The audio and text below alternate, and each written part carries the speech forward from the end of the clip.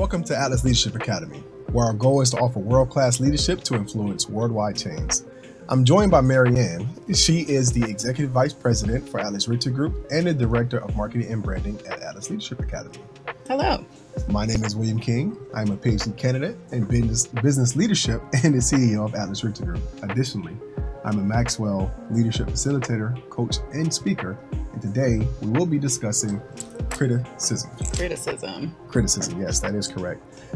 Now, it's been a while since we have produced some new content for our listeners to listen to. Yes, but we're back with the jump off. But we're back with the jump off, and we're talking about criticism first. And I think it's important to talk about criticism because a lot of people take it negatively, and some folks just don't deal with it at all. Absolutely.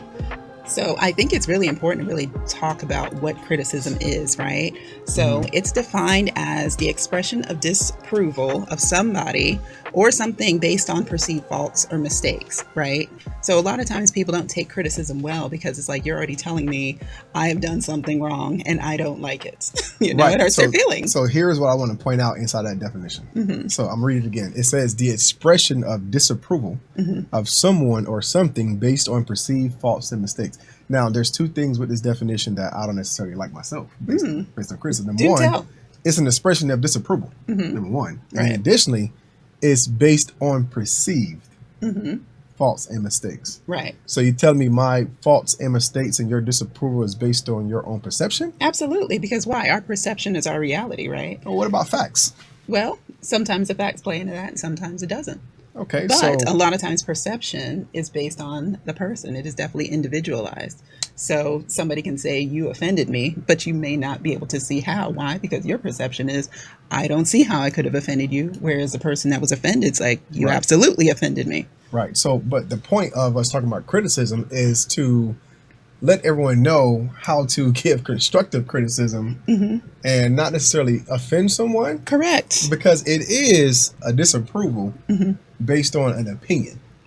Right. But there's still a way to do that and remain extremely respectful towards someone. Yeah. And I'll also add to that, it's based on an opinion and feelings. So there is ways to let people know how they are or how the situation made them feel, how they perceived it, how it affected business.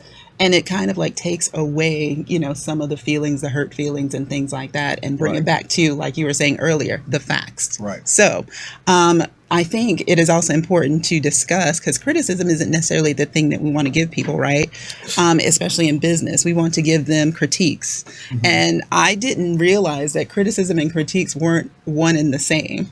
I didn't realize that either until, honestly, you did the research for, this episode, and then you saw that there was a distinguished difference between the two of criticism and critique. I thought that when you criticize something, you was critiquing it. You're giving them a critique. According to the definition, it's not the same. Right. So what is the definition of critique? So critique is a detailed analysis and assessment of something, which I like that definition better because it is an analysis, it's an evaluation and a review of something that had happened. Right. Right.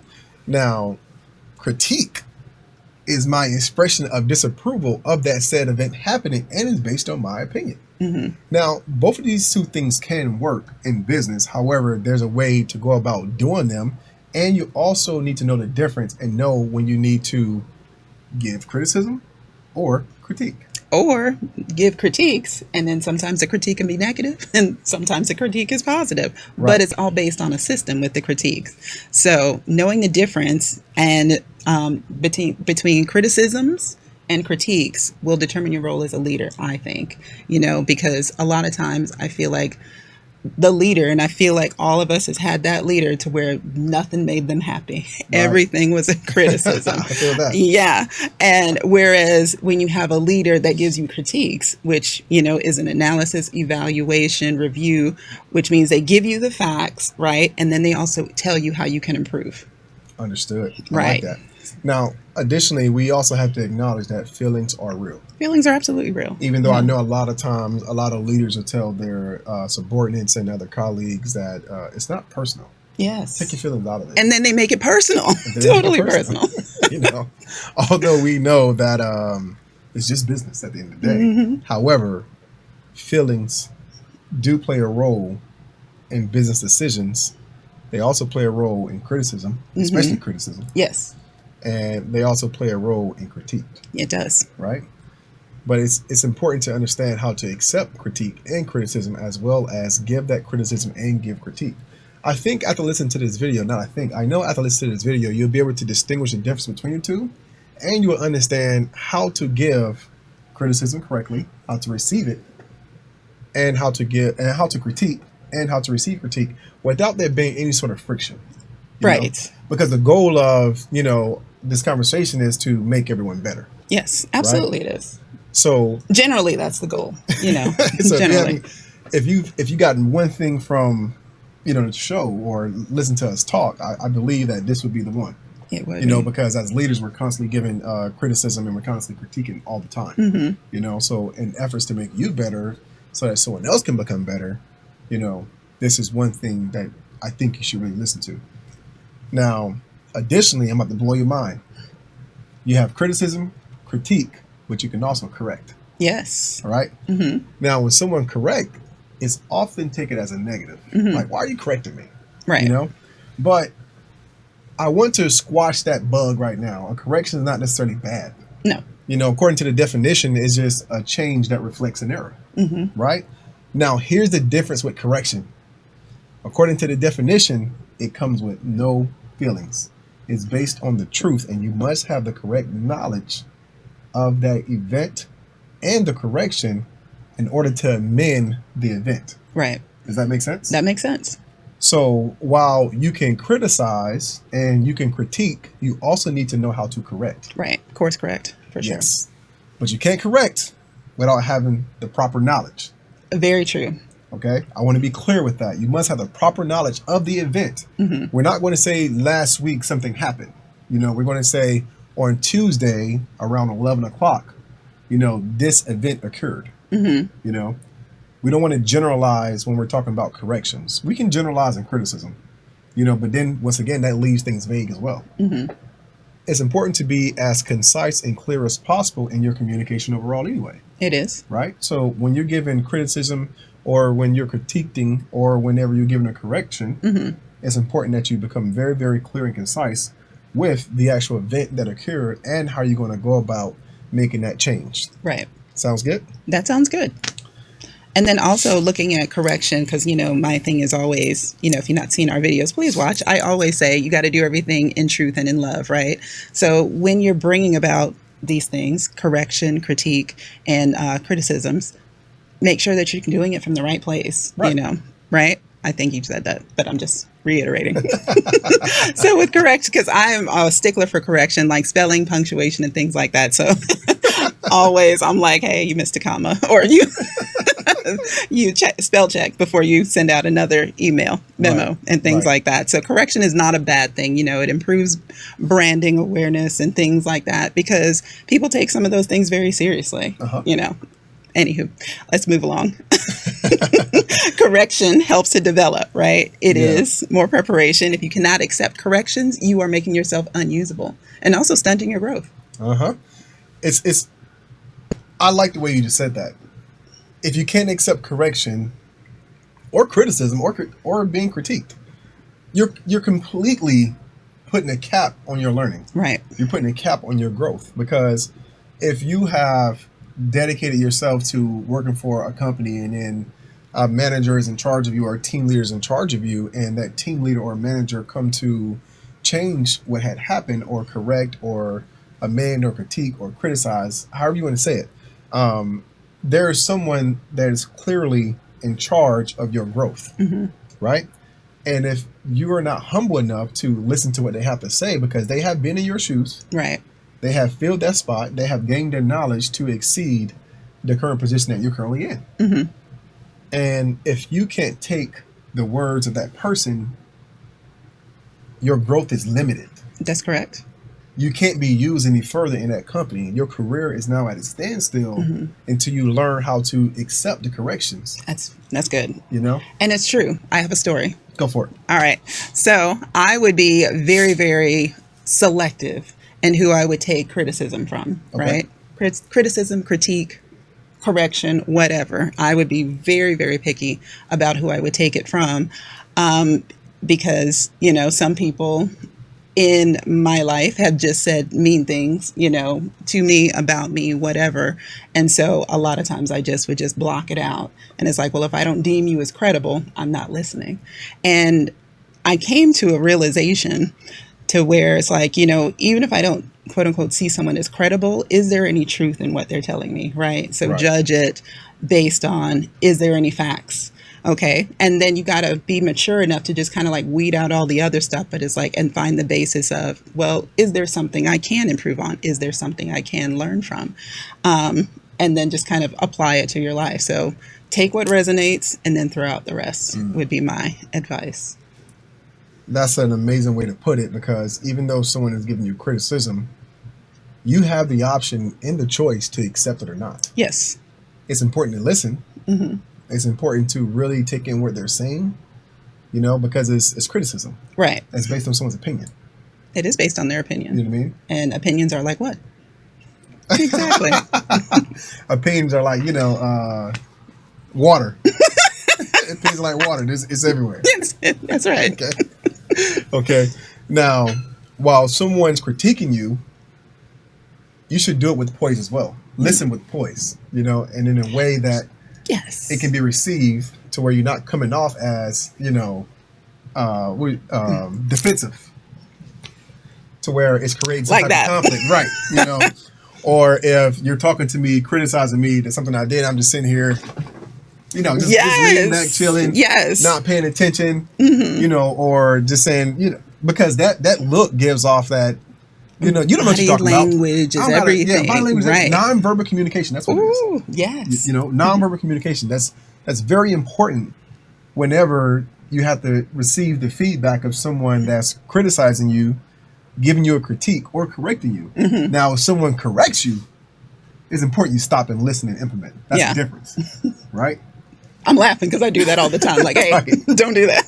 If someone's correcting you, it's time to stop and listen. Like, lock in, snap in, and listen so you can make the appropriate changes, because you've made an error. Mm-hmm. That's the important thing. And the error was based on facts. Right. It was based on knowledgeable facts that can be proven time and time again in black and white. This is not an opinion.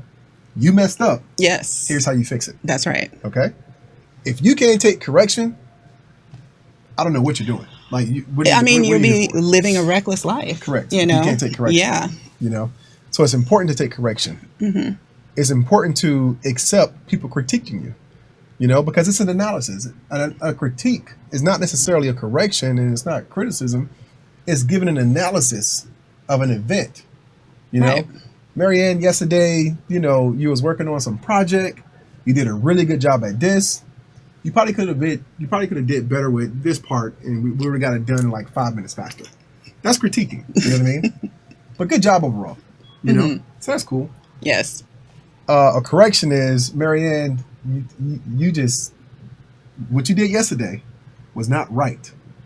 What I did? In order for you to do this, in order for you to do it correct way, do it this way so it'll be right the next time. You already gave an example of criticism. Mm-hmm. So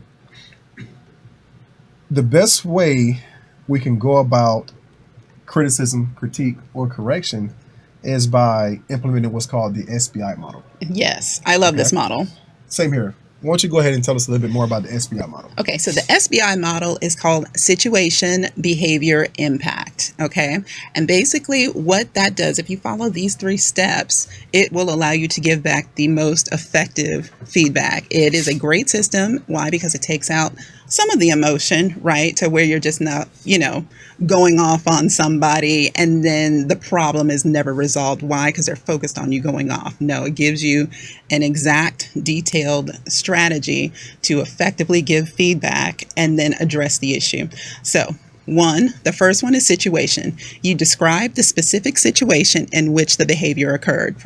And avoid generalities such as last week, as it could lead to confusion. When last week? In our meeting at 12 p.m.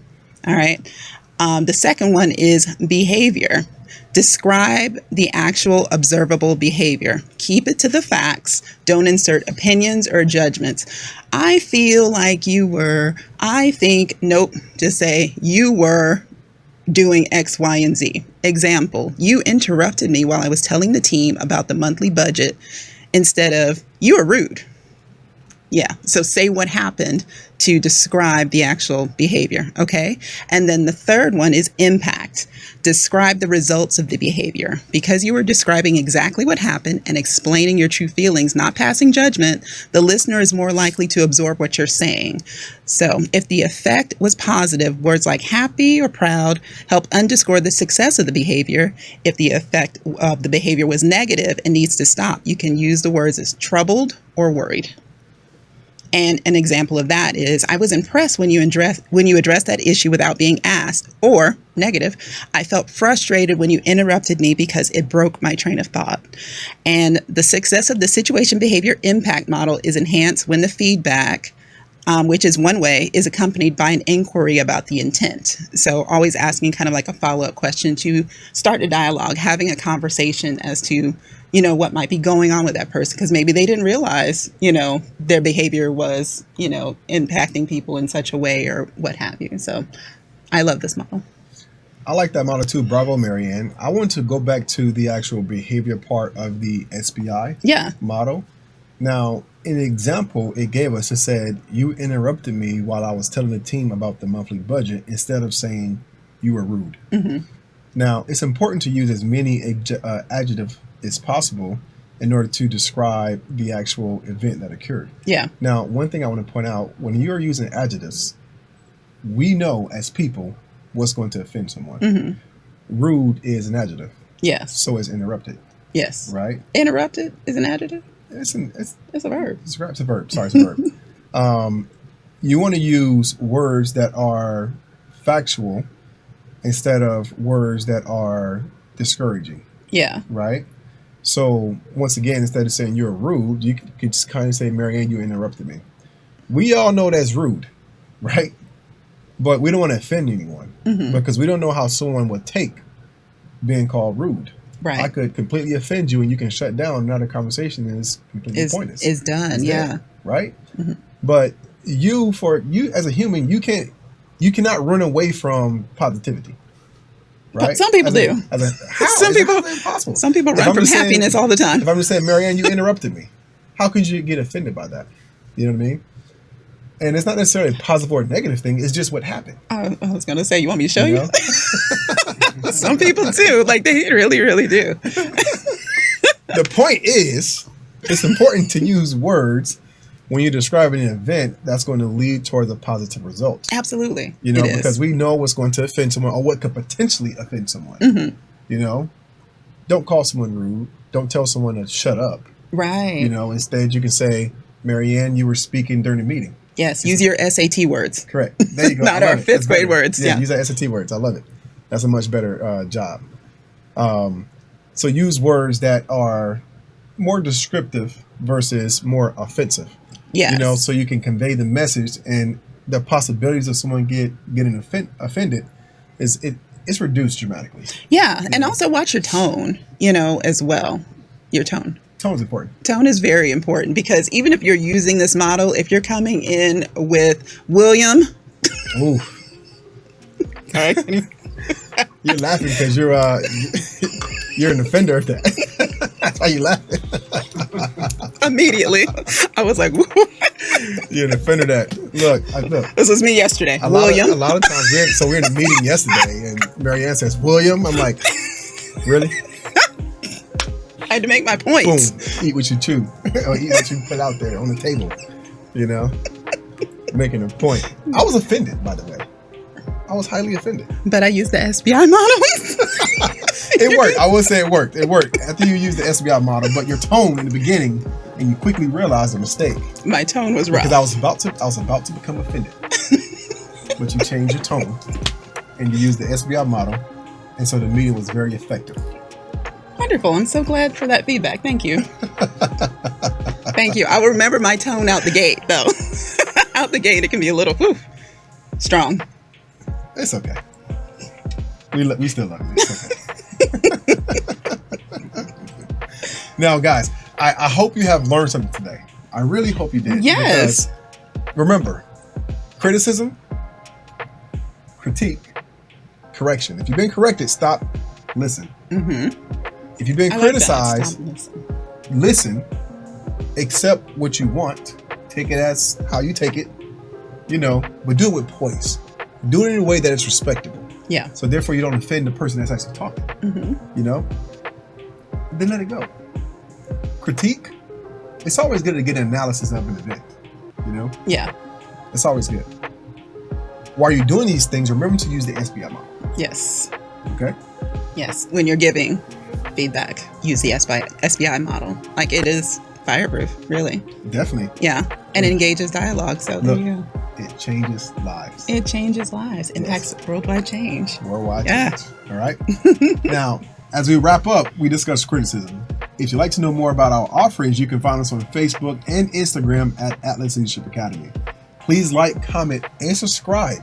You can also click on that notification bell for updates. Join us next week as we continue to dive in to more leadership topics and helping you to become a better leader. If you'd like to have the show notes, please go to our bio.